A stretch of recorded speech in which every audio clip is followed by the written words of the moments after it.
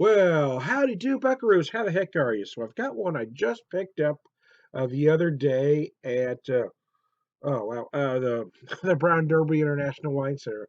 The Muddy Imperial Stout featuring amplified sweetness with licorice notes. It says it uses brewer's licorice, molasses, and dark Belgian candy sugar. Excuse me, I got to scratch my eyeball a little bit.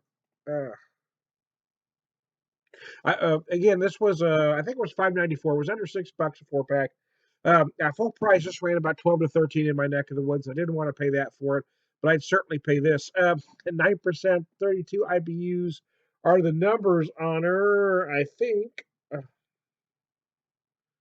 did a written review earlier today, but I hadn't had a chance to do a video, so let's do the video on it, shall we? My nose is still stuffy, as you can tell there. Been fighting this thing for a while now. I think it was allergies that turned into a cold. I was back to allergies, but I just can't quite shake it completely.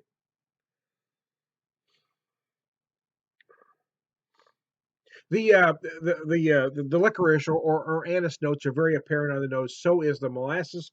So is the Belgian candy sugar. The malt bill is an interesting one, and it imparts notes of both dark chocolate and malted chocolate.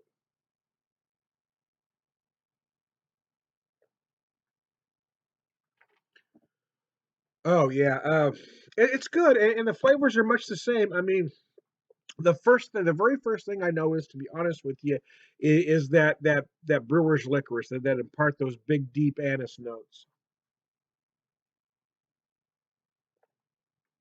There is a lot of lingering sweetness, I'm guessing, from the molasses and the dark candy sugar. Those notes are very apparent. Mixed through all of it are the notes of dark chocolate and malted chocolate, much like the nose. The flavors are the same. The only thing, if I have a particular critique about it, is this. Let me take a drink and I'll tell you. I'm not going to go so far as to say it's cloying, but it gets close. There is a lot of lingering sweetness. It just kind of lays on your palate. It's a combination of that licorice, uh, the molasses, and that candy sugar. It just kind of lays there, and it doesn't finish as clean as I personally like. I mean, you do expect a certain amount of sweetness from an imperial stout. I understand that. I'm not arguing that point, but it does kind of hang there a long time. For me, I would like to see just a little bit more. Hoppage on the back end, they clean it up a little bit. I like to see that 32 maybe come up to about 50, maybe add some other earthy hop, maybe a Fuggles, something else to really kind of pull it together, because it does, that sweetness does feel like it lingers a bit to me. The hops they use are Nugget, Mount Hood, and EKG. I really think a Fuggles might add an earthy quality to it that would really help this kind of even out. It's certainly not a bad beer in any way. And as far as an imperial stout goes, no, it doesn't have too much sweetness going on. But for me, for my particular taste and palate, it does linger just a little. There's just a lot right at the end. It hangs in there a very long time. Yeah, but it's good. So the whether you like this or not, it's really going to depend on how much you like licorice. It's going to depend on how much you really like that lingering sweetness of the molasses, because that molasses is very noticeable. It's a very distinctive flavor, and you can tell it's in here. Along with that Belgian candy sugar, that dark candy sugar. Um,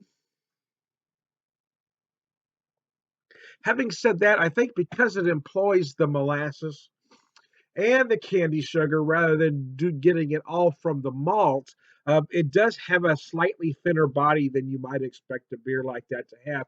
And I don't know if that's a positive or a negative. I think for me personally, it's a negative. For a lot of people, it's going to be a positive if you don't like that really heavy, real thick, imperial stout. For me, it's a negative because again, there's just not. It just seems like that sweetness lingers just a tad too much. But I mean, for $6, I'd buy this all day long. For $12, I wouldn't touch it with anything. I'm Tom the Beer Whisperer. We'll talk to you later.